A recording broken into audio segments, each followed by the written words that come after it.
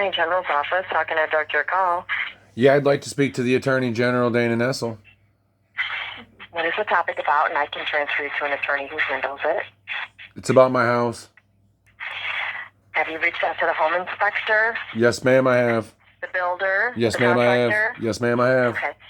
We don't regulate buildings in that falls underneath the Department of Licensing. I can get you that number. I've already talked to them as well.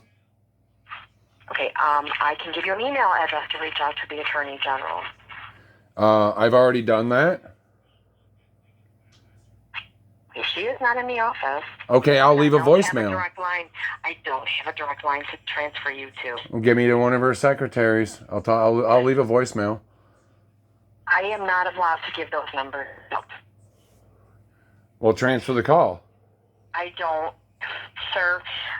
Her office doesn't take calls. That is what the staff of this department is for.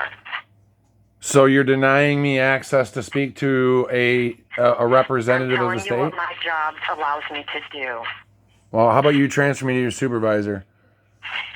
How about I transfer you to an attorney who handles, I'm not even sure because we don't handle these issues, but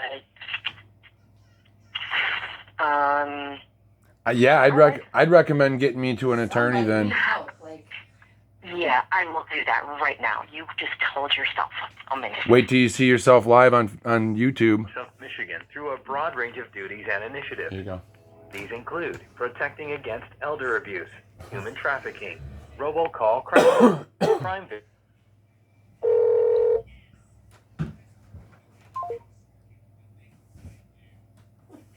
Oh, they just hung up. I guess I'll have to call back.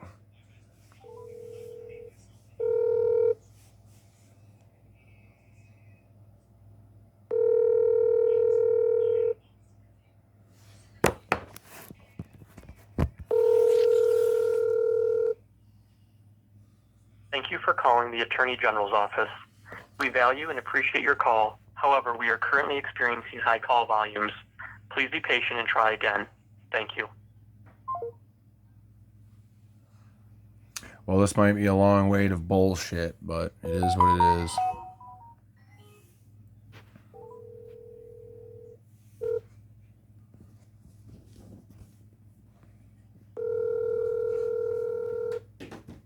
Attorney General's office. How can I direct your call?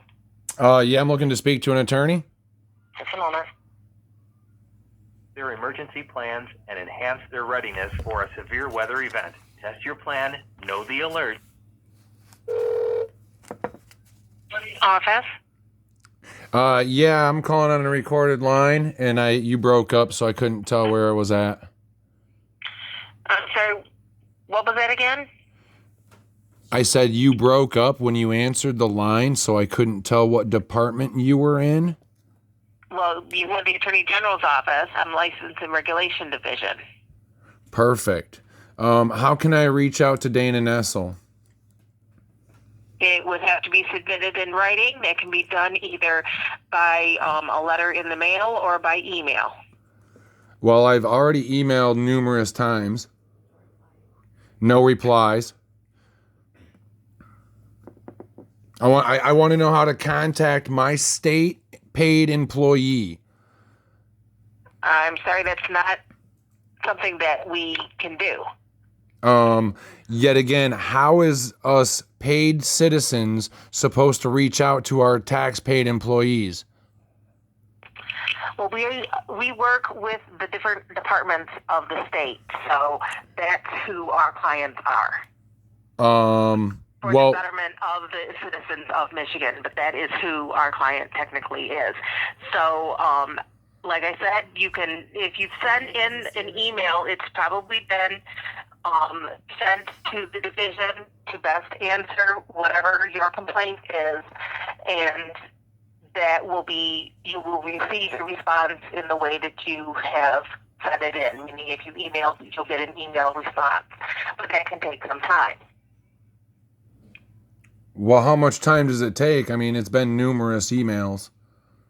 It can take anywhere from 30 or 60, sometimes 90 days, depending on how busy the division is. So February 25 of 22? Yeah, so February 25 of 2022.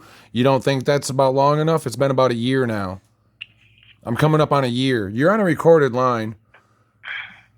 I'm just curious because the public's going to know about this too. I've been trying to reach out to her. She's a tax-paid employee. So I'm just trying to do my diligence here, and I'm kind of auditing now. So at what point in time? What is your complaint? I have a home that was stamped from the state of Michigan that it was up to the legal codes, the legal building codes, and it was my local building inspector came and re-inspected my home and found numerous state code violations. So the state stamped something that should have never been stamped.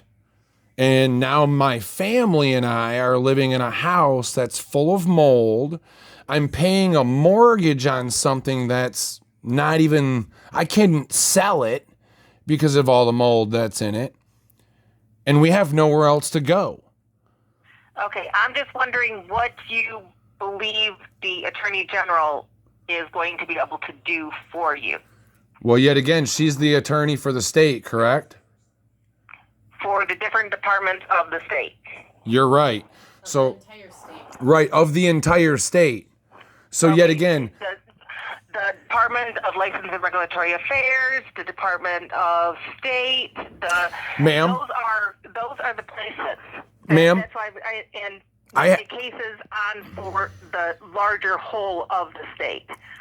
congratulations, I understand that. Now, I'm telling you, I have a 35-minute recorded conversation with Brian from Lara, who abandoned the situation that me and my family are in. Somebody who's supposed to license and regulatory things for our state. So yet again, if we have a state code, ma'am, for building, and a state inspector stamps it that it's built to code, but it's not, is that legal or illegal? But yet again, I'm not an attorney, but I bet you have one over there that can tell me different. No, I'm sorry, we cannot give out legal advice. So You don't need to, ma'am. That's what is considered, and it's very broad. So I know my Constitution isn't broad. You guys swore to uphold an oath. Ma'am, when you stepped into office, you swore to uphold an oath, and that's to hold my Constitution. Did you not? I did not know. No, you I'm didn't. a secretary. You're still a tax-paid employee. I am paid by my client. That's who I'm paid. No, your client is the state, ma'am, and we pay you. No, my client is not.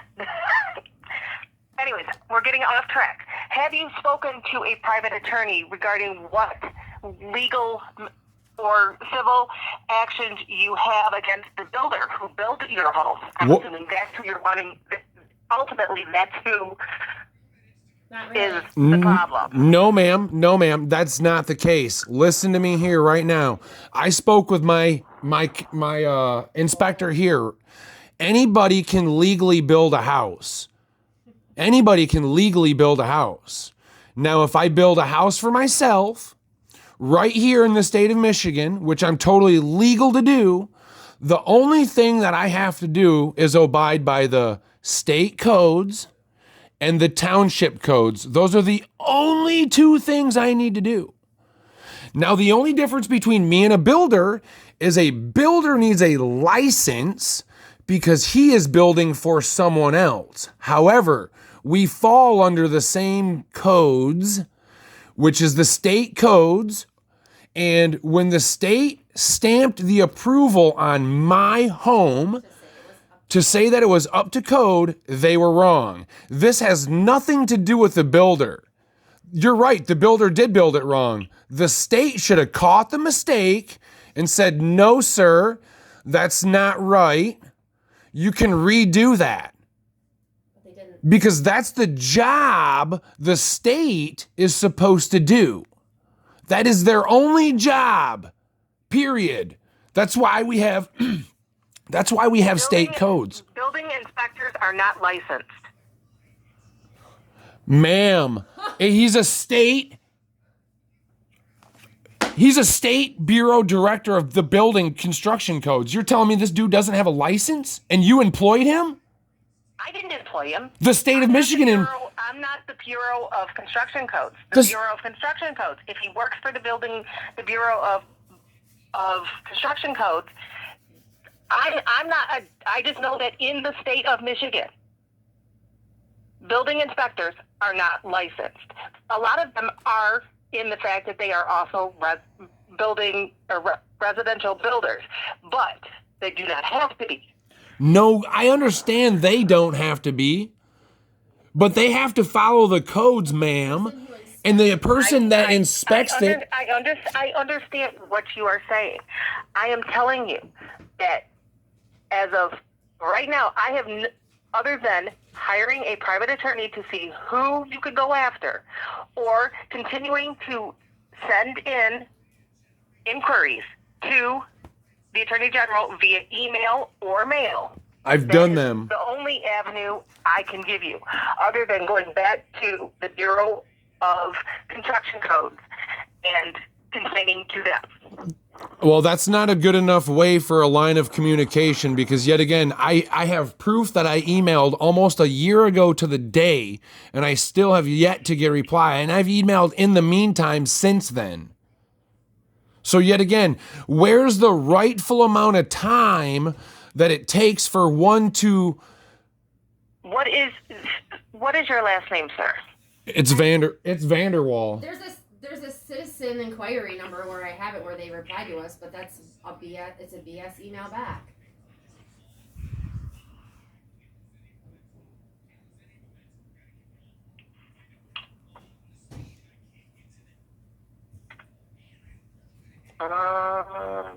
Regarding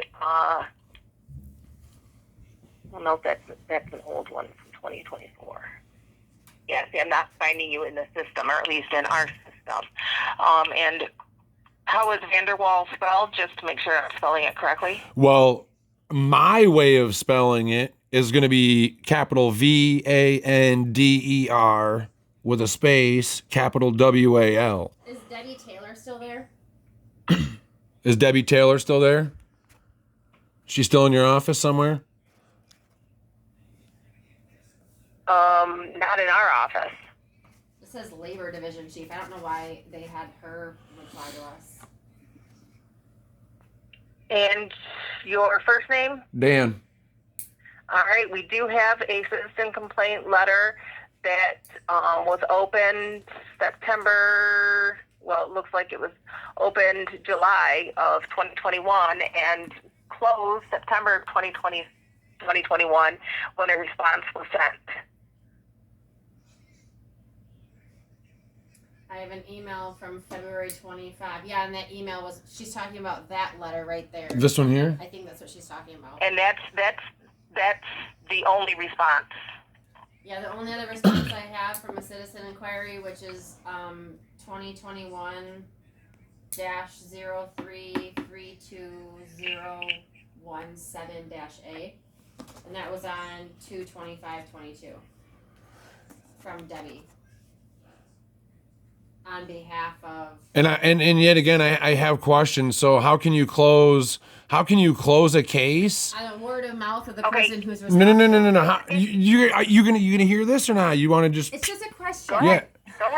Yeah. How can someone, not you, how can someone close a case when we actually brought proof that the codes were not met?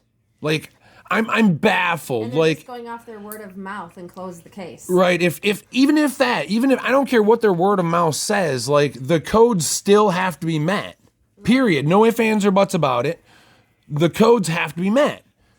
And nobody is forcing or implementing these codes. And if that's the case in the state of Michigan, anybody can just build anything they want. Nobody needs to have any sort of stamps, because if the state can do it, anybody can do it. And yet again, this is just stuff that I'm going to be putting live on YouTube and in public for everybody to see. Like, this is what's going on. And if I can't get anywhere, like I said, I'd love to talk to our state attorney about this. Yet again, this is a state problem. Like, I think the attorney needs to get a hold of the state and be like, hey guys, do you really know what you're doing here? Like, and I'm inquiring as a tax-paying citizen. Like, I know my role as a tax-paying citizen. All I can do is I can transfer you to the division head secretary. You can spiel all this to her. I can't help you. I wish I could help you. And that's all I can do. Well, then I will continue to follow the chain of commands as necessary. Yet again, that's all I ask. If she's willing to transfer you, then that's fine. Yep, that's all I can ask, because I follow a chain of commands, and here I go. I'll climb the ladder as far as I can get. I'm on. All right, you'll get her, and that's pretty much it. But I can transfer you to her. She is out, so you will get her voicemail. Just a moment. What's her name? Great. Who was it? It'll tell me in the voicemail.